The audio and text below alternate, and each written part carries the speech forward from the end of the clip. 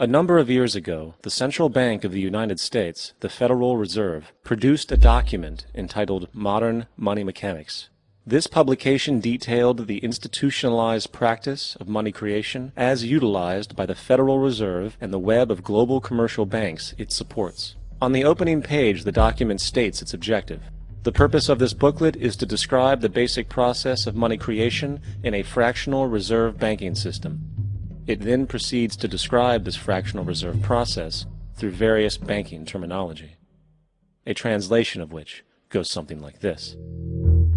The United States government decides it needs some money, so it calls up the Federal Reserve and requests, say, $10 billion. The Fed replies, saying, sure, we'll buy $10 billion in government bonds from you.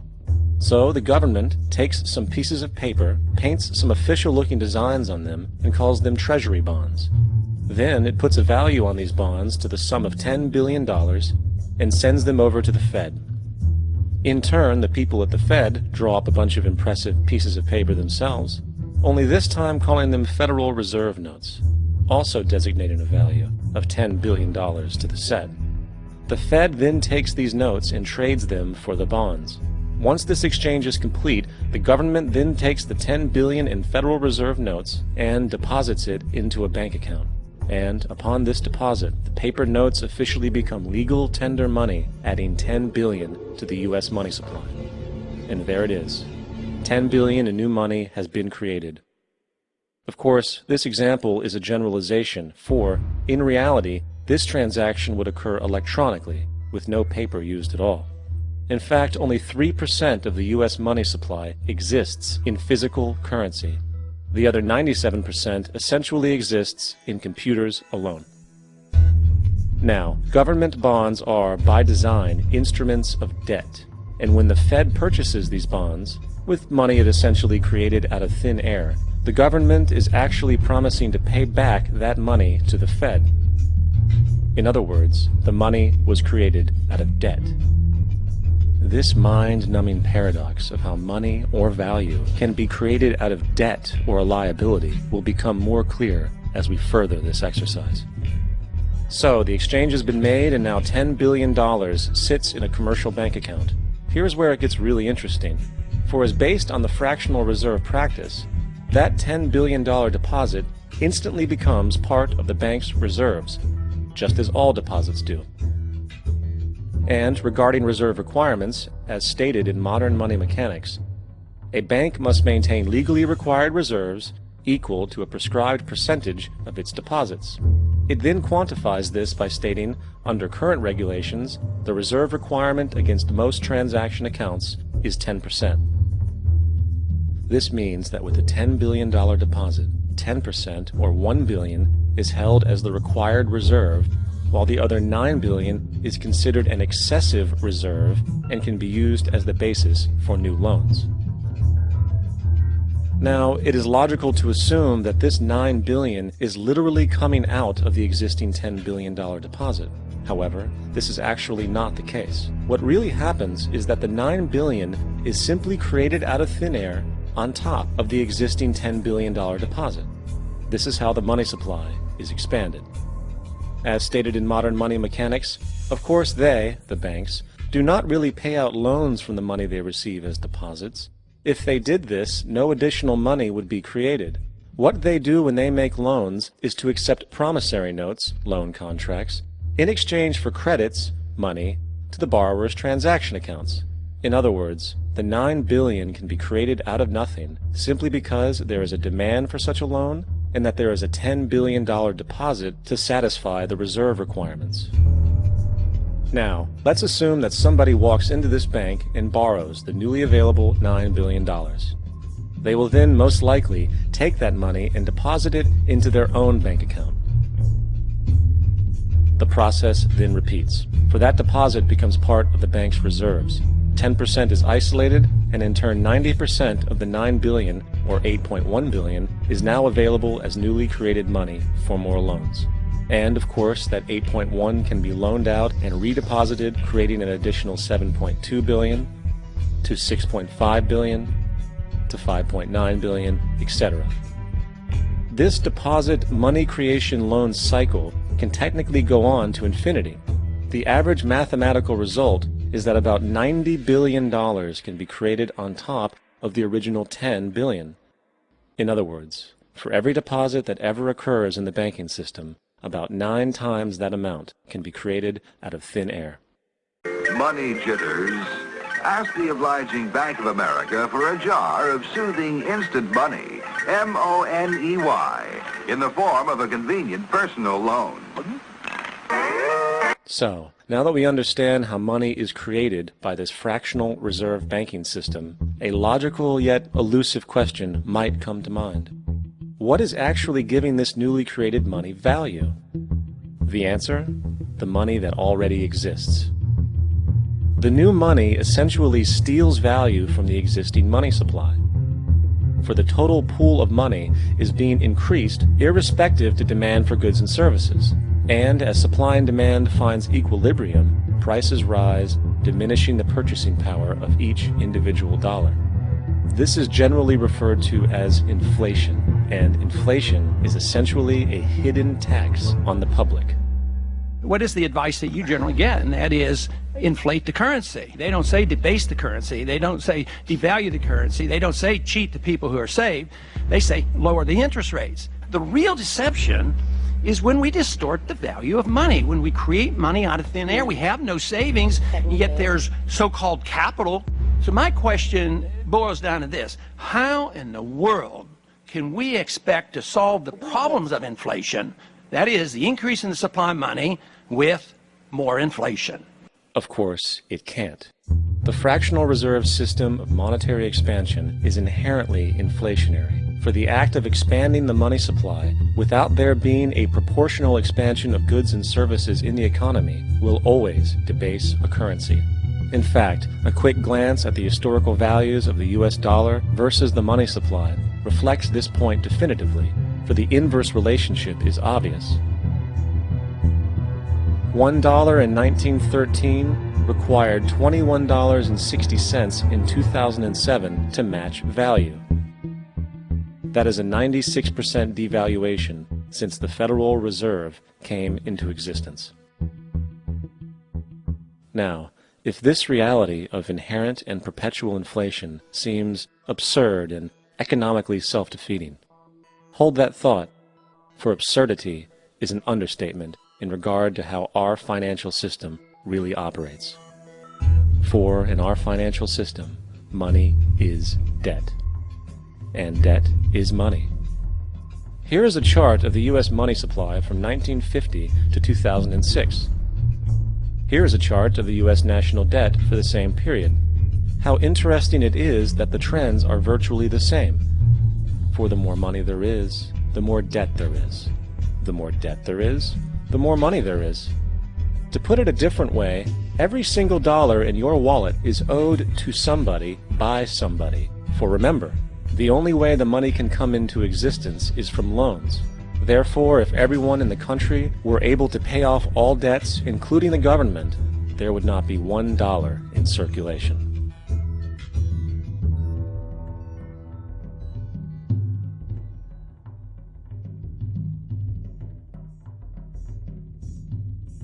In fact, the last time in American history the national debt was completely paid off was in 1835, after President Andrew Jackson shut down the central bank that preceded the Federal Reserve.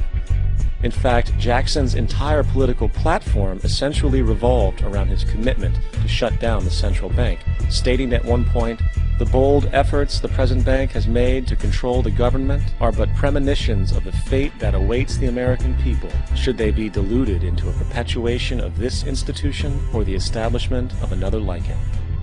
Unfortunately, his message was short-lived, and the international bankers succeeded to install another central bank in 1913, the Federal Reserve.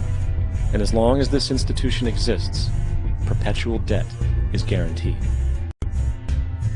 Now, so far we have discussed the reality that money is created out of debt, through loans. These loans are based on a bank's reserves, and reserves are derived from deposits. And through this fractional reserve system, any one deposit can create 9 times its original value, in turn debasing the existing money supply raising prices in society.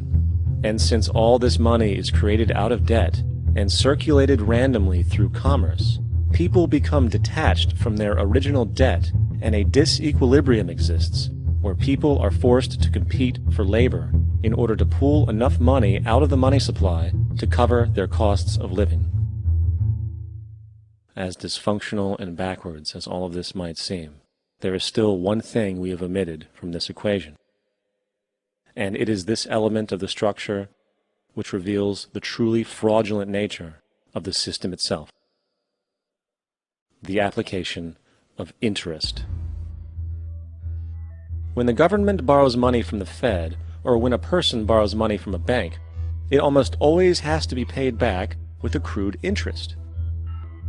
In other words, almost every single dollar that exists must be eventually returned to a bank with interest paid as well.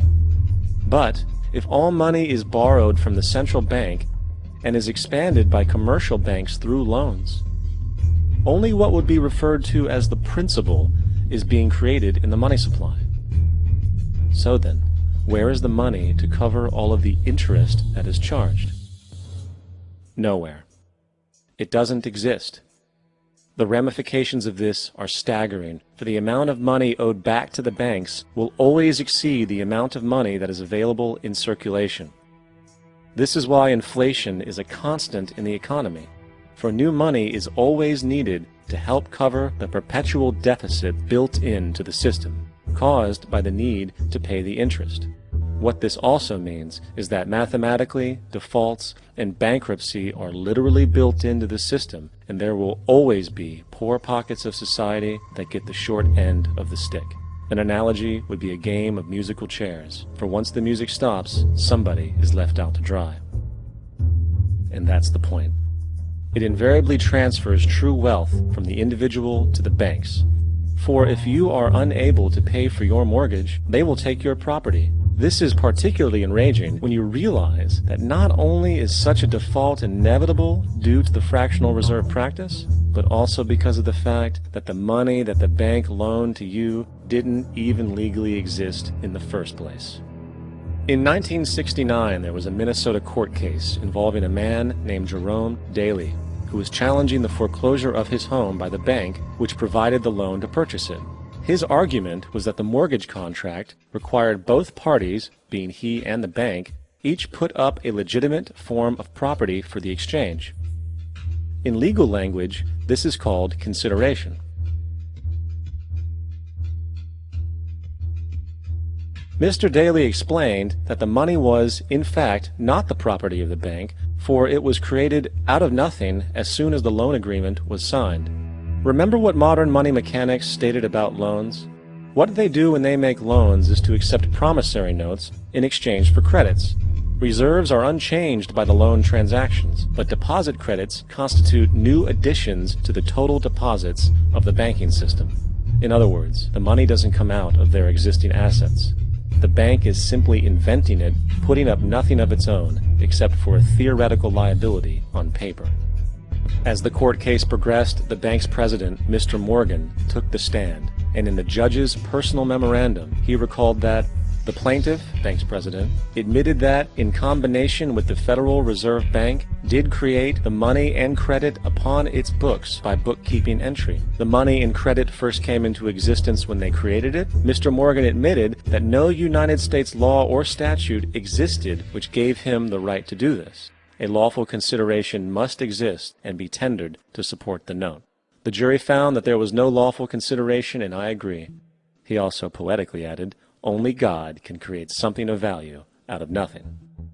And upon this revelation, the court rejected the bank's claim for foreclosure, and Daly kept his home. The implications of this court decision are immense.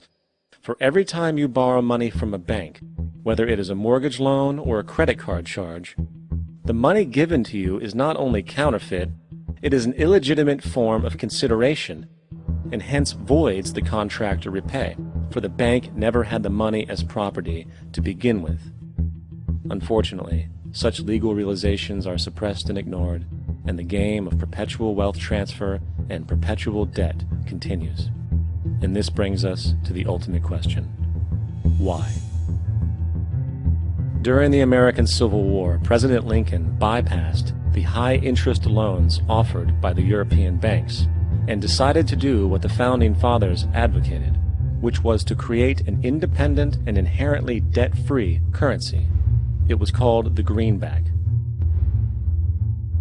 Shortly after this measure was taken, an internal document circulated between private British and American banking interests stated, "Slavery is but the owning of labor, and carries with it the care of laborers, while the European plan is that capital shall control labor by controlling wages.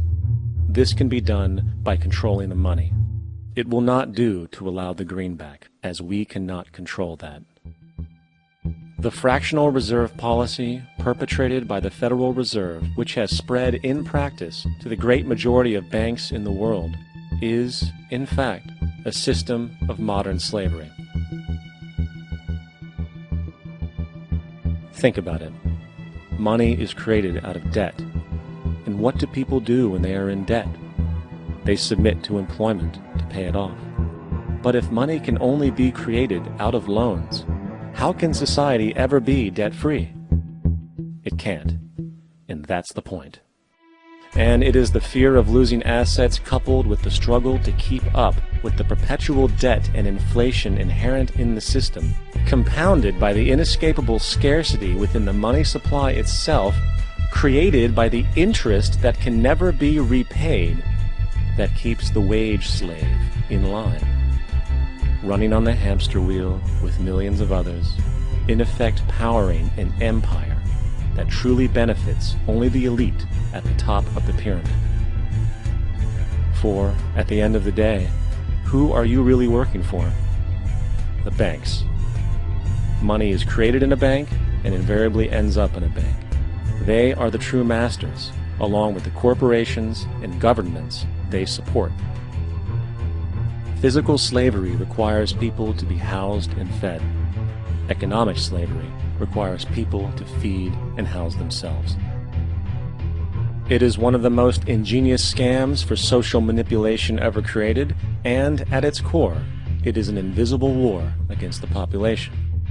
Debt is the weapon used to conquer and enslave societies, and interest is its prime ammunition.